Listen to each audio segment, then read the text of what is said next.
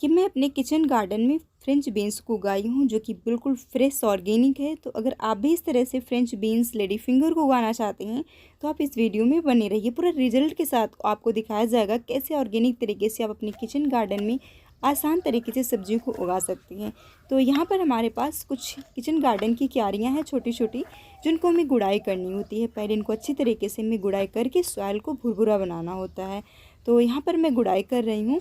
गुड़ाई करने के बाद ये जो सॉइल है इनको हमें पूरा बराबर करके भुरभुरा कर लेना होता है। यहाँ पर फर्टिलाइज़र में मिलाना होता है, लेकिन पहले से ही एक बार मैं गुड़ाई की थी जिसमें मैं फर्टिलाइज़र मिलाई थी, काऊ डंग कंपोस्ट। फिर वापस से हमें गुड़ाई करनी होती है। 2-3 बार जब हम गुड़ाई करके अपनी सब्जियों को लगाते हैं तो काफ़ी अच्छा प्रोडक्शन रहता है। उस जो भी सब्जियां उगती हैं काफ़ी अच्छी मात्रा में उगती हैं। तो यहाँ पर हम दोबारा से गुड़ाई करके और फिर सॉइल को बराबर करके सीड को डालूँगी। तो आप इस तरीके से अपने किचन गार्डन में गर्मियों की सब्ज़ी को, बारिश की सब्जियों को लगा सकती हैं। वैसे इसी तरीके से गुड़ाई करके सर्दियों की भी सब्जियां लगाई जाती हैं, लेकिन सर्दी खत्म हो चुकी है, अब बारिश की और हम गर्मियों की सब्जियों को लगाते हैं। तो कुछ इस तरीके से गुड़ाई करने के बाद सॉइल को हमें बराबर करना होता है। गुड़ाई करने के बाद कुछ इस तरीके से हम बीन्स को लगाते हैं। बीन्स की आप दूरी देख सकते हैं, करीब हमें एक सीड से दूसरे सीड की जो दूरी है 1 फीट या उससे कम भी आप रख सकते हैं। तो यहाँ पर मैं 1 फीट से थोड़ा कम ही दूरी रख रही हूँ, एक सीड से दूसरे सीड की। बस इस तरीके से गुड़ाई करके हमें इनको लगा देना है। सॉइल में 3 से 4 इंच आप इस तरीके से सीड को डाल दीजिए। और फिर बीन्स हमारी लग गई है। किनारे किनारे पर मैं बीन्स को लगा रही हूँ और बीच में मैं लगाऊंगी भिंडी को, जिनमें लाल वाली भिंडी है और हरी वाली भिंडी है। कुछ इस तरीके से हमें लाइन बनानी होती है।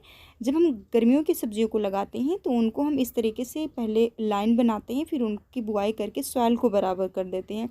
लेकिन अगर आप बारिश की सब्जियों को उगाने जाएं तो उनको इस तरीके से लाइन बना के ना लगाइए, उनको इस तरीके से मेड़ बना दीजिए, यानी कि सॉइल को इकट्ठा करके आप उन भी बुआई करिए। क्योंकि बारिश में जब बारिश होती है, अगर उनको हम पूरा सॉइल के बराबर करते हैं तो बारिश का पानी इकट्ठा होने से सीड हमारी ख़राब हो सकती है, सड़ सकती है।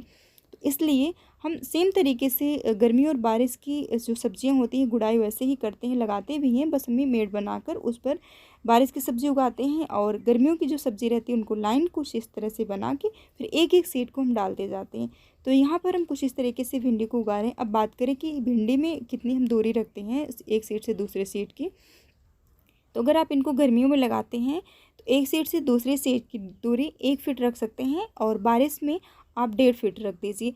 क्योंकि जो बारिश की भिंडी होती है वो काफ़ी बड़ी हो जाती है, उनके प्लांट काफ़ी बड़े हो जाते हैं, कभी कभी 10 से 12 फीट हो जाते हैं। मेरे गार्डन में कई सारे प्लांट बारिश के मौसम में 12-12 फीट चले जाते हैं। लेकिन गर्मियों के जो प्लांट होते हैं भिंडी के, ये ज़्यादा नहीं बढ़ पाते हैं, 2 से 3 3.5 इतना ही हो पाते हैं फिट। कि अब इन जो लाइन है इनको सॉइल से ऐसे ढक देना है, अपने पैरों की मदद से हल्का सा ऐसे प्रेस कर दीजिए।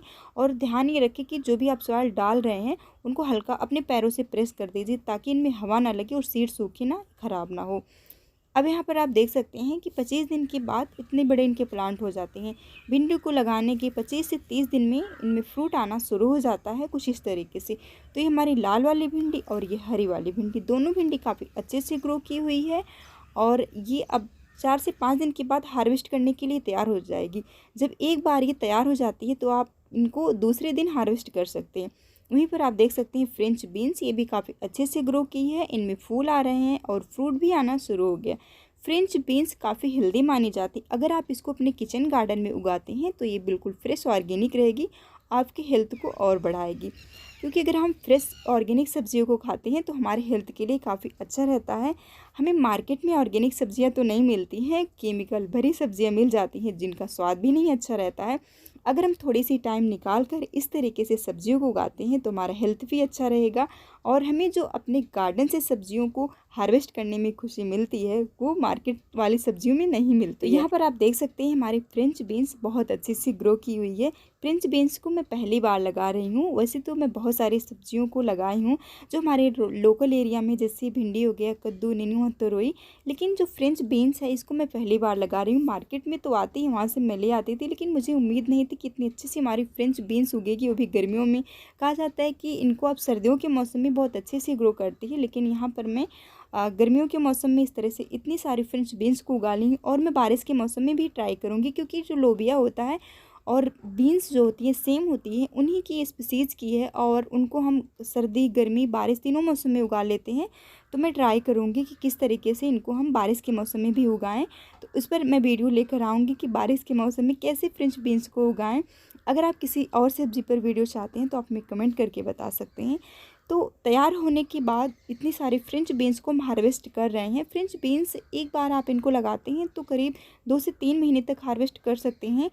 स्टडी करने के बाद इनके बारे में यही पता चला है कि जिस तरह से लोबिया लगता है उसी तरीके से ये भी लगती है और आप इनको किसी ऊंची जगह पर चढ़ा सकते हैं। वैसे इनको हम अभी कोई सपोर्ट नहीं दिए हुए हैं, लेकिन जब ये प्लांट बड़ा हो जाएगा तो इन्हें हमें सपोर्ट देना पड़ेगा। तो ये वाइन की तरह थोड़ा-सा इनका प्लांट हो जाता है, ऊपर चढ़ता है, जिस तरीके से लोबिया को हम किसी ऊंची जगह पर चढ़ाते हैं। अभी तो ये प्लांट छोटा है, अब और बढ़ जाएगा तब इन्हें हमें कोई स्टिक का सहारा देना पड़ेगा। खैर अभी इतने सारे फ्रेंच बीन्स तैयार हो गई हैं, इनको हम हार्वेस्ट करेंगे और इनसे बढ़िया डिलीशियस सब्जियों को बनाएंगे और बहुत सारी डिश बनती है। सूप वगैरह में तो बीन्स काफ़ी मात्रा में प्रयोग की जाती है। ये पोषक तत्वों से भरपूर होती है, इसमें फाइबर की मात्रा प्रोटीन की मात्रा ज़्यादा होती हैं जो कि हमारे हेल्थ के लिए काफ़ी अच्छी होती हैं। तो आप भी अपने किचन गार्डन में इस तरीके से फ्रेश ऑर्गेनिक फ्रेंच बीन्स को उगा सकते हैं। फ्रेंच बीन्स के बाद यहाँ पर हम रेड लेडी फिंगर को भी हार्वेस्ट कर ले रहे हैं। यहाँ पर आप देख सकते हैं कि कुछ इस तरीके से लाल वाली भिंडी लगी हुई है जिनको हम हार्वेस्ट कर ले रहे हैं।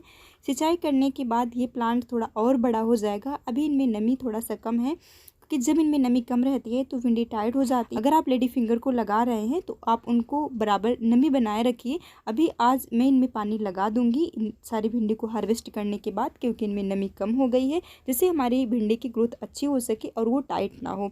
तो यहाँ पर लाल वाली भिंडी के बाद हम हरी वाली को भी हार्वेस्ट कर लिए हैं। तो कुछ इस तरीके से हम लाल वाली हरी वाली भिंडी और फ्रेंच बीन्स को हार्वेस्ट किए। वीडियो अच्छी लगी तो लाइक कर दीजिए, चैनल को सब्सक्राइब नहीं किए हैं तो कर लीजिए। वीडियो को देखने के लिए आपका बहुत बहुत धन्यवाद।